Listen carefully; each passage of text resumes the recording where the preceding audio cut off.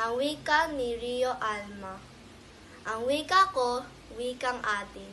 Katutubo na minanapan ni ina sa nuno ng kanyang nuno. Taglay nito ang salaysay na taal at mula puso. At ang ugat ng lumipas na tagbagyo ng tumubo. Hindi ito natatakot sa pagsakop. Yumayaman ito kahit lumuluhang nakagapos.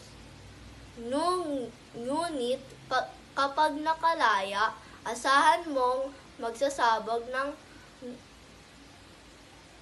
ng bulaklak at insenso sa anak ng paghamok. Ang wika nga, walang wikang isinilang upang maging mas mataas kaysa ibang salitaan. Aba! Hintay! Walang wikang sa sarili, yumayaman ng higit pa sa may araw, gumagamit araw-araw.